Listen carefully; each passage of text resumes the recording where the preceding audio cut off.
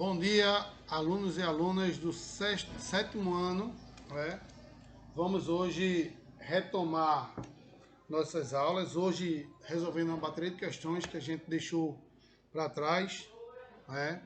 E aí a gente vai começar aqui a responder essas questões por vocês, para que vocês tenham um entendimento melhor. Vamos debater, discutir cada questão. Não vai ser apenas responder por responder. É para vocês terem um entendimento melhor do que vai ser feito aqui, que vocês vão aprender, ok? Primeira questão da página 317 do capítulo 11, fala o seguinte: a partir de qual momento da história brasileira os recursos florestais passaram a sofrer mais pressão com expansão e ocupação territorial? Olha, meus amigos,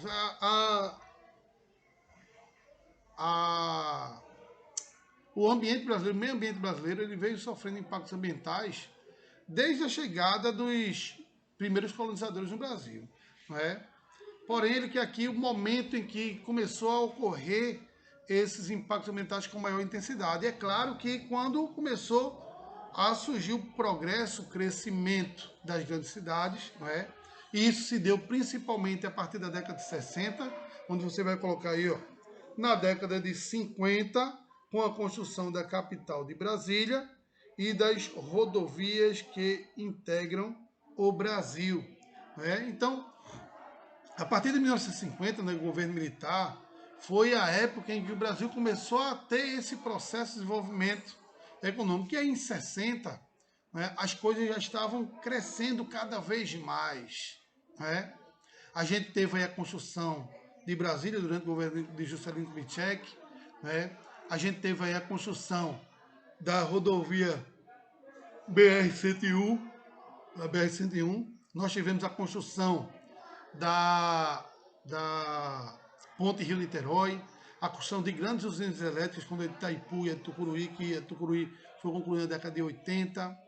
Então, durante o governo militar, na realidade, foi a época em que o país mais cresceu estruturalmente falando, Tivemos grandes obras faraônicas, que, graças a Deus, essas obras elas foram aproveitadas, Elas foram utilizadas pelo homem, diferentemente das obras construídas pelo governo passado, segundo Ronaldinho, o fenômeno, diz que Copa não se faz com hospitais, fazem com campo de futebol, E aí a gente está vendo agora o que é uma Copa sem hospitais, Pessoas morrendo de Covid sem estrutura nenhuma para atender toda a demanda de pessoas. Tiveram que construir hospitais de campanha, porque nós não tínhamos leitos suficientes. Se tivesse pego esse dinheiro da Copa do Mundo e investido em hospitais naquela época, veja o quanto de hospitais de primeiro mundo nós teríamos no Brasil hoje, Mas que, infelizmente, preferiram construir campos de futebol, no qual muitos deles viraram um elefante branco. Quase 90% dos campos foram construídos para a Copa não são utilizados hoje, Estão lá jogados no meio da Amazônia, no meio do Pantanal, Aqui mesmo em Pernambuco, a Arena Pernambuco está ali, só se usa uma vez no ano para um evento qualquer. Dinheiro jogado fora, E que os governantes na época se aproveitaram do momento e colocaram no seu bolso boa parte desse dinheiro pelas licitações que foram feitas, E aí você tem a resposta na década de 50, com a construção da capital Brasília, nas rodovias que integram o Brasil. Segunda questão: quais os documentos exigidos pelo CONAMA para autorizar e licenciar a exploração de recursos naturais?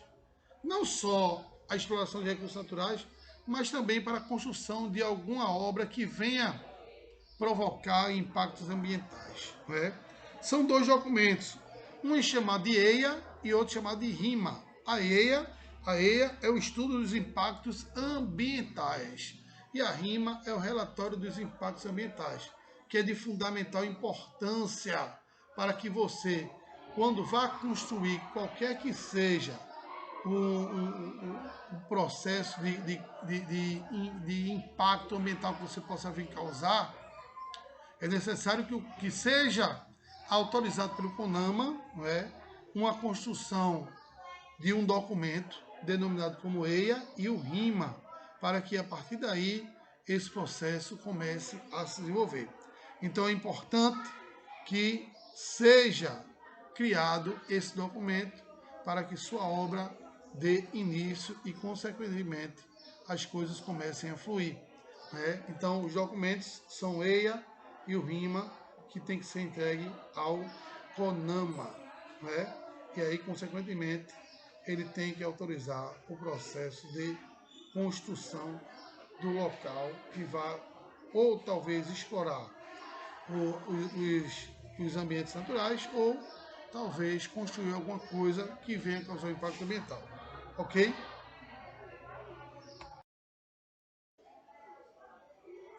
A terceira questão diz o seguinte: baseado na leitura do cenário, explique a importância da criação da unidade de conservação no Brasil. O cenário que ele colocou aqui é justamente o texto que a gente trabalhou durante esse capítulo. Né? Todo o capítulo foi falado sobre essa questão ambiental. Que diz o seguinte: aí você responde aí, ó. Devido à diversidade de paisagens do intenso território brasileiro e ao rápido crescimento econômico baseado na produção agrícola e exploração de minérios, existe a necessidade de preservar e conservar partes dos biomas por meio da regulação por leis, com o ordenamento das áreas que serão mantidas seguras para a exploração econômica predatória. Então, aqui em Pernambuco, por exemplo, a gente tem uma lei estadual, né, dada pelo governador Eduardo Campos na época, onde é necessário que você, ao desmatar uma área, deixe uma área chamada de APA ou APP, que é uma área de proteção ambiental ou área de proteção permanente, de preservação permanente. Não sei se vocês já notaram, mas quando você viaja para o interior, por exemplo, no meio de uma plantação de cana-de-açúcar, né, você encontra também uma reserva florestal. E é justamente essa reserva florestal uma área de APP ou uma APA, né, uma área de preservação ambiental, que ela serve para quê? Para perpetuar as espécies animais que existem naquela região e vegetais também. Porque se você retira toda a vegetação de um local e não deixa nenhuma APA, nenhuma APP, o que vai acontecer? Aqueles animais que sobrevivem de algum alimento, né, de alguma planta que existe ali, ele vai deixar de existir também, ele vai morrer, ele vai desaparecer. E aí, consequentemente, é muito importante que deixe essas áreas de preservação ambiental para que não venha destruir também não só a vegetação, como também os animais que dependem dela para sobreviver. Né? E aí eu tenho essa resposta que eu coloquei para você. Quarta questão. Qual a diferença entre unidade de proteção integral e unidade de uso sustentável? Aí você bota aí, ó. Unidade de proteção integral. São unidades de conservação que não permitem exploração econômica nenhuma, pois tem como objetivo a preservação da fauna, da flora e de suas características mais originais possíveis, que no Brasil é muito difícil a gente encontrar essa unidade de preservação integral. Já as unidades de uso sustentável têm o objetivo de conservacionista, aliando o uso tradicional planejado caudaloso com exploração, cuidadoso na realidade, com exploração econômica e a geração de renda para as famílias ou empresas instaladas em áreas nessas áreas de conservação. A permissão da exploração é regulada pelos órgãos responsáveis, desde que obedeça os principais tipos de unidade. Então aí você teria como resposta essa questão aí, ok? Vamos para a página 319, né, onde na questão 1 diz o seguinte: a extensão territorial de um país, é um fator decisivo para a sucessão de climas diferentes. Assim, o Brasil, como um país continental, não foge à regra. Com base nessa afirmação e com os mapas das páginas 292 e 304, estabeleça uma relação espacial com seu respectivo clima e utilize os quadrinhos necessários. Então, vamos lá. Onde é que aparece a região Nordeste? Qual o tipo de vegetação que eu tenho na região Nordeste? Na região Nordeste, eu vou ter aí a Mata Atlântica, né? Eu vou ter na região Nordeste. Eu vou ter também um resquício de cerrado na região Nordeste, ali na divisa, por exemplo, do Nordeste com o Centro-Oeste, né? Eu vou ter um resquício de cerrado, né? E eu vou ter também a presença da caatinga, que a caatinga, gente, é uma vegetação endêmica do Brasil, ou seja, ela só existe no Brasil, não existe em local nenhum no mundo, a não ser no Brasil, a formação da caatinga, ok? Então ela aparece no Nordeste. O estado de Mato Grosso do Sul, qual a formação vegetal que a gente tem no estado de Mato Grosso do Sul? Eu vou ter aí o chamado Pantanal, não é?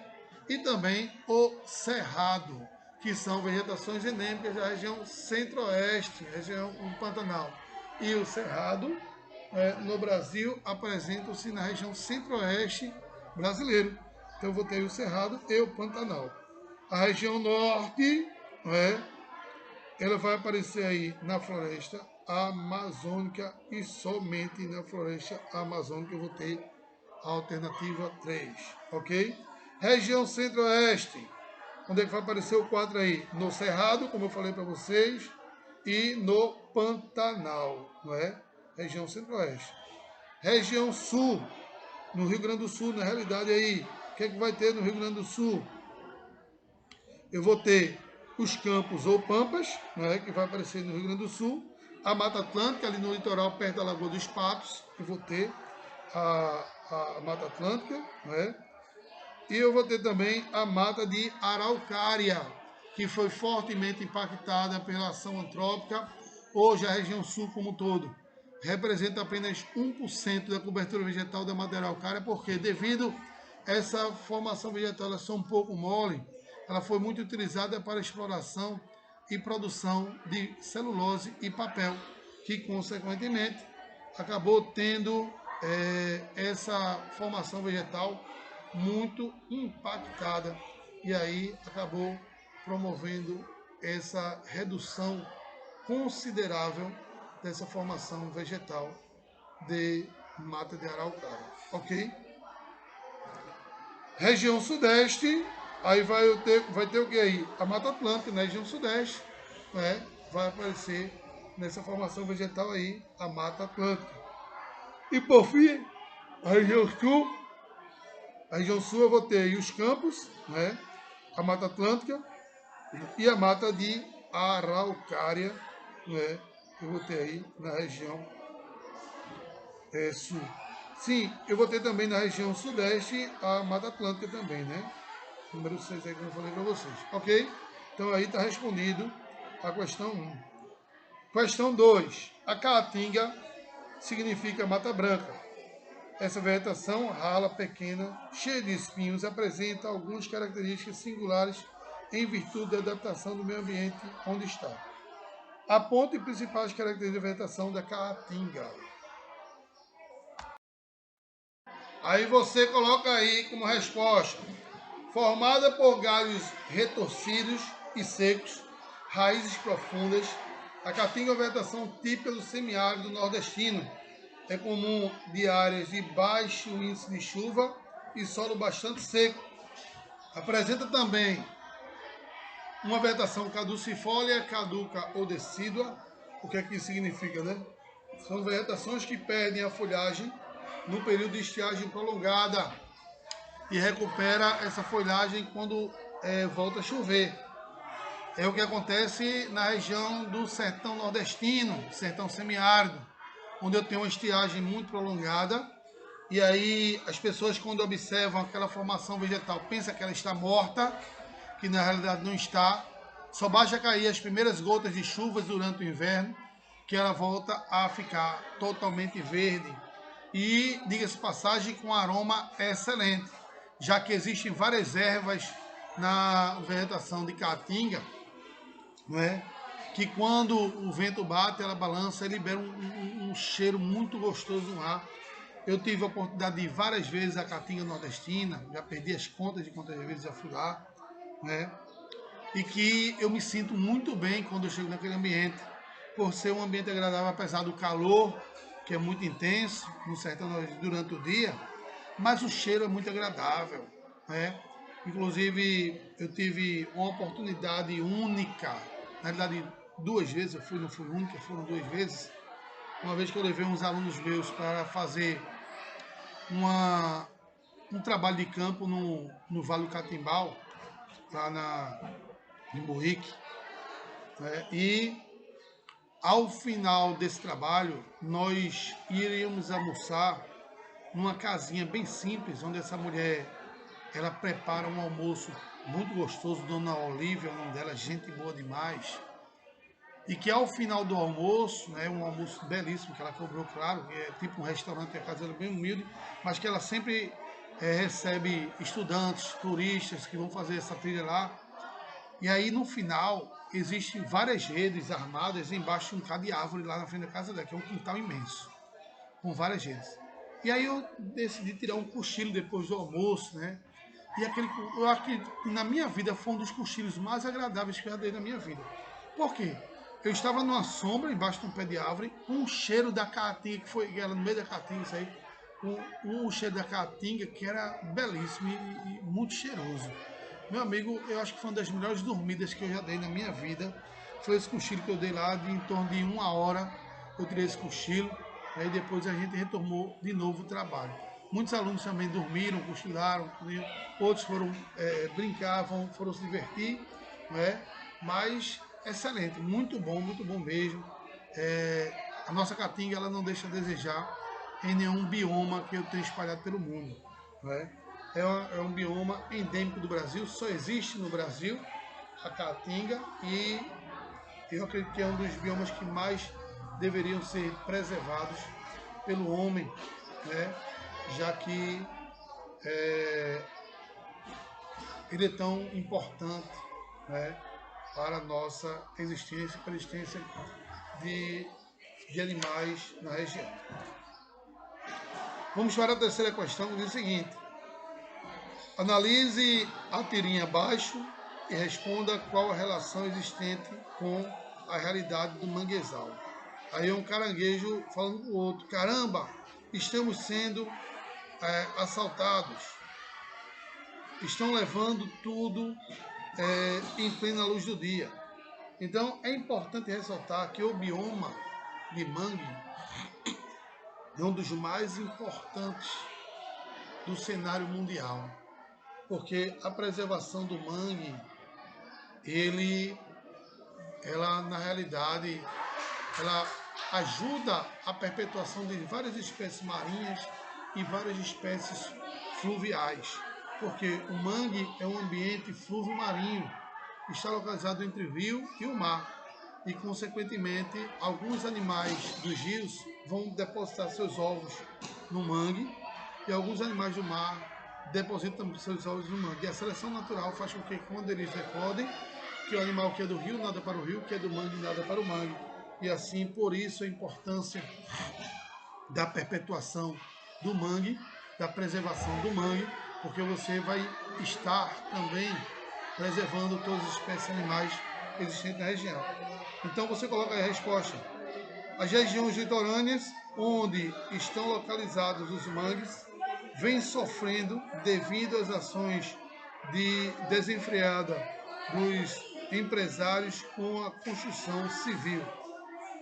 O habitat natural das espécies que lá vivem sofre com a especulação imobiliária e assiste o fim das suas comunidades.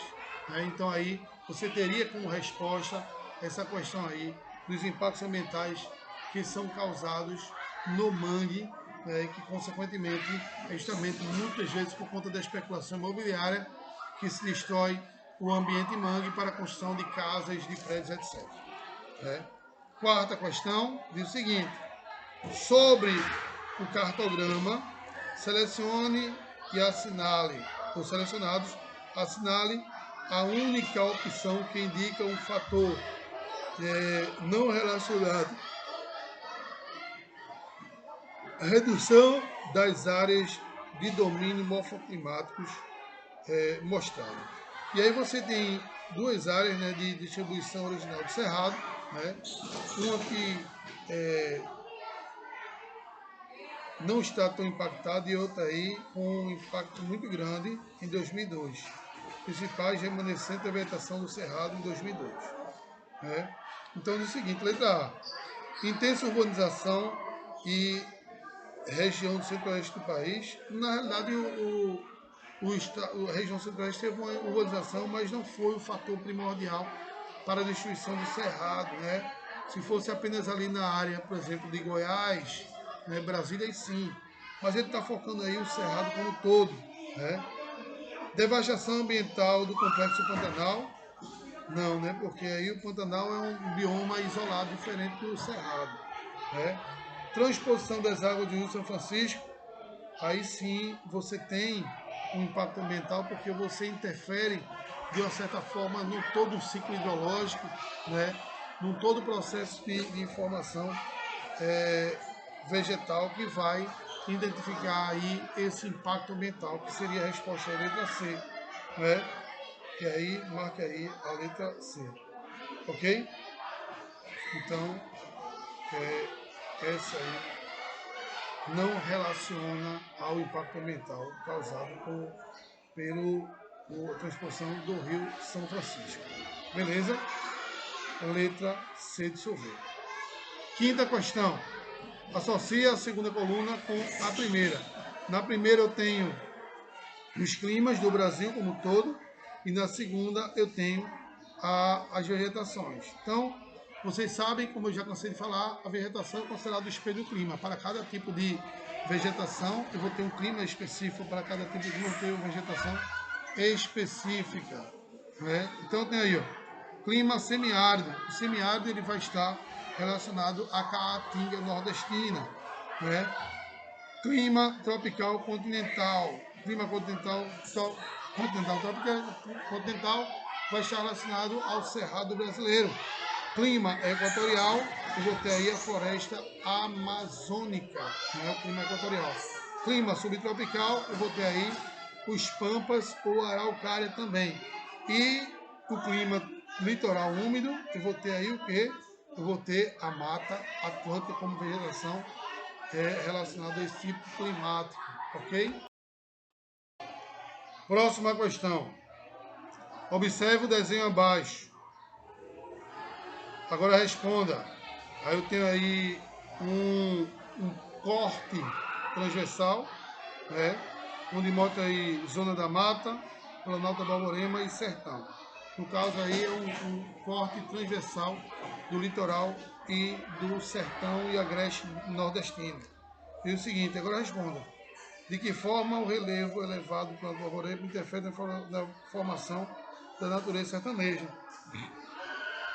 O Planalto da Borborema, na realidade, ele é uma barreira orográfica que impede a penetração das nuvens no sertão nordestino, fazendo com que a condição de precipitação na região seja bem mais baixa do que no litoral. E aí, consequentemente, você bota aí como resposta a massa úmida que vem do oceano, ao subir com o objetivo de ultrapassar o Planalto, se precipita. Desta forma, as áreas centrais do Planalto são posteriores, não são interferidas por essa massa úmida, porque acarreta a escassez de chuva na área correspondente à influenciar da formação paisagística. Né? E aí eu tenho como resposta essa questão aí, respondendo à interferência, né, dessa massa de relevo que impede a penetração de nuvens no continente. Né? Sétima questão é o seguinte: é um mosaico de coberturas vegetais que formam uma diagonal que separam dos florestas tropicais do Brasil o Nordeste para a leste amazônica e a leste Mata Atlântica. Esse mosaico se desenvolve numa área de baixa pluviosidade. As causas por poucas chuvas são distribuídas irregulares. Estão associadas aos fortes ventos alísios que não trazem umidade para a região. E aí seria o quê? A chamada caatinga nordestina, influenciada justamente por conta desse relevo, né? E aí, consequentemente, eu tenho essa formação da caatinga. Então, gente, eu vou ter que encerrar por aqui, porque Magda mandou me chamar. Eu estou responsável hoje pelo 9º ano, né, nos jogos, e aí vou ter que encerrar aqui nossas aulas, porque vou ter que ir ali para a quadra. Um abraço a todos, que Deus abençoe a todos vocês, fiquem com Deus e até a próxima, queridos alunos.